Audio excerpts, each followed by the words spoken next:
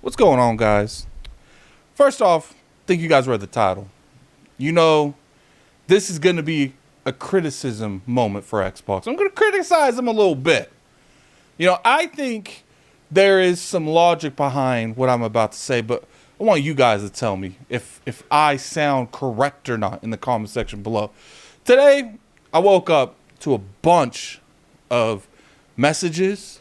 I woke up to a bunch of tags. You know, my notifications was 20 plus, probably 100 notifications, because for some reason when negative stuff happened to the Xbox brand, I'm the first people tag. So let's talk about what's going on here. It does look like the Xbox Series consoles are selling significantly worse than their predecessors. I even saw somewhere where I think Matt Patisipella said that it was selling worse than the original Xbox. I don't know if that's true.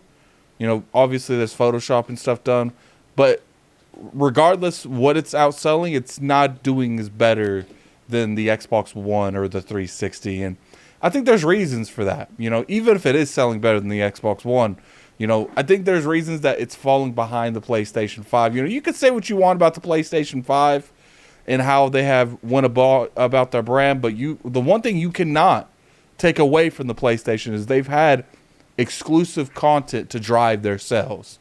From Spider-Man to God of War to Horizon, even though some of these games are cross-platform, they're exclusive to the ecosystem nonetheless. I honestly think, and let's be honest here, guys, Xbox really hasn't had that. They had a very underwhelming 2022. 2021 was a very good year for Xbox, but a lot of the reason they won that Metacritic score is because of the games that they bought. You know, there is a lot of growing pains going on here. Microsoft bought all these studios that had pre-existing deals that prevented them from yanking those and making them exclusive. So they had to make sure that they got those games out and their next game will be an exclusive. That's why you're seeing stuff like Hellblade 2, The Outer Worlds 2, Avowed. You know, these games were part of those studios that is bought. Bethesda has been a saving grace to Xbox in a lot of ways, because a lot of their games have been able to come out as full-blown exclusives, but they've only been purchased for, you know, a few years at this point. We're starting to see some of what's going on with them as well. You know, Game Pass has been a huge ordeal for Microsoft, and I think it's one of the reasons that they have been able to have a console value, because they're able to put such, you know, qualifying games on Game Pass. But I'm going to be real with you, until they start dropping some of these games, and these games got to be good. They got to be good, but I don't think this is too much to worry about. You know, obviously, saw some crazy numbers out there like 4-1, 8-1. I don't know what they're selling, but at the same time, I don't think this is going to be a big issue when Microsoft starts releasing games every quarter. As long as they're quality games and they're fun and they do what they're supposed to, they're also going to help with the Game Pass subscriptions, and they're also going to help with the console sales as well, because that's what people are. They're going to buy an Xbox to have access to Game Pass, or they're going to buy an Xbox to have access to Avowed. You know, there's some big games that Microsoft does have in the development. They have Fable, Avowed. You know, they're doing a really good job turning around the Halo franchise. Not to mention Elder Scrolls 6 in the future, most likely the next Doom. Look, I'm a gamer just like you guys, and I think that's why a lot of you vibe with me the way you do, because I don't try to sell you something. I don't try to come on here and give and spin something. It's looking like it's bad. It is. It's looking bad for Microsoft, but I don't think this is anything to be concerned. I believe once these games start coming out, you're going to see those console sales go higher and higher. That's why you saw something like Starfield. You know, it jumped up their subscription service and it jumped up their console sales. You know, people say, but Addict, they still didn't outsell anyone during Starfield. Yeah, but what was it going to be before? You know, they probably went from being outsold by 3-1 to maybe 2-1, or, you know, even maybe just a couple thousand less than their competition. You know, there's a lot of things going into place, and I think Microsoft and Xbox have put themselves in a situation where they're looking in the future. Now, obviously, this could blow up in their face. Xbox could end up being in a situation where they got to sell everything off, because don't get it twisted. They invested all this money. They're going to want that money back. Now, obviously, they have made a decent amount of money off of services, off of games on the Xbox store, you know, that 30% cut that they get, they are making profit in terms of what's going on. It's just, I would say the sales of the actual platform is significantly lower than they probably would have originally intended on. And I don't know why they wouldn't have had different expectations on where they would be in console sales. Because like I said, I'm a gamer. I go where the games are.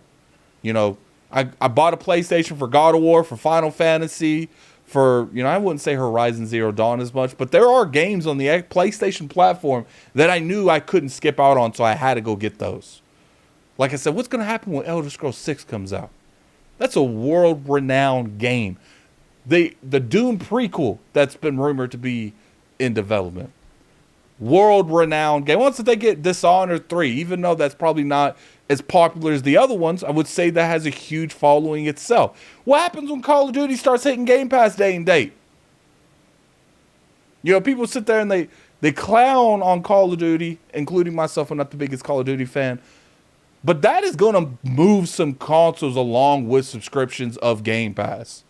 When their friends are going to start playing crossplay, it's like, dude, that's cool. What'd you do? He's like, I got a console. I got the Xbox because I can pay a monthly subscription and I have access to Call of Duty. If people don't think that there's a huge portion of people that exist like that, you're delusional.